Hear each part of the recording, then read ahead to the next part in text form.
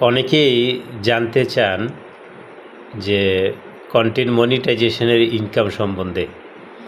আজকের এই সংক্ষিপ্ত ভিডিওটা যদি আপনি ফুল দেখেন তাহলে কন্টেন্ট মনিটাইজেশনের যে একটা ইনকাম, এটা সম্বন্ধে কিছু ধারণা আপনি নিতে পারবেন। আশা করছি সম্পূর্ণ ভিডিওটা দেখবেন। আমি দেখাতে চলছি যে কন্টেন্ট মনিটাইজেশনের মাধ্যমে কতটুকু ইনকাম হয়। এর জন্য সর্বপ্রথম যে কাজটা করতেছি আমি অফিশিয়াল অ্যাপস যেটা আছে, ফেসবুক অফিশিয়াল অ্যাপসে প্রবেশ করতেছি। আজকের এই ভিডিওটা থেকে আপনি মোটামুটি ধারণা নিতে পারবেন কন্টেন্ট মনিটাইজেশনের ইনকাম কী পরিমাণ। তো চলুন, সর্বপ্রথম আমি অফিশিয়াল অ্যাপসে প্রবেশ করলাম।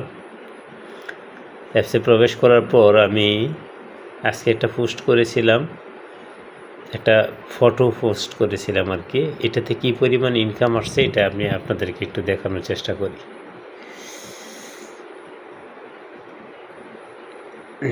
যেমন এটা আমার একটা পুরাতন পিকচার, পাশাপাশি একটা লেখা ট্যাক্স এখানে আমি অ্যাড করছি।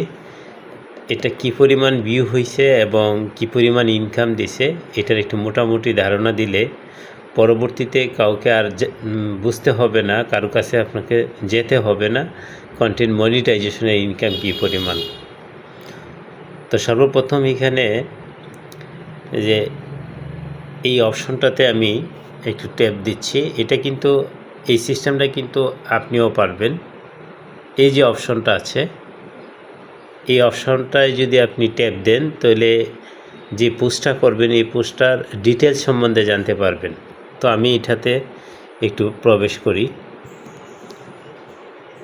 করলাম।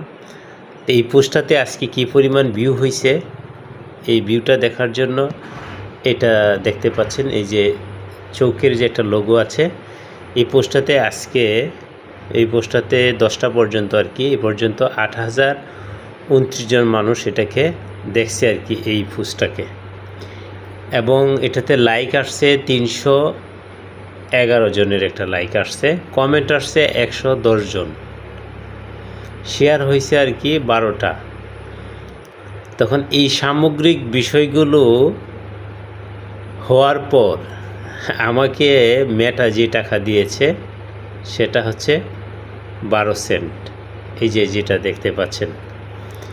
এখন একজন কন্টেন্ট ক্রিয়েটর সারাদিন পরিশ্রম করে যখন একটা ভিডিও তৈরি করবে আর ভিডিওতে যখন এই পরিমাণ আর্নিং আসবে তখন তার অবস্থা কতটুকু হবে, কীরকম অবস্থা হবে এটা বুঝেন।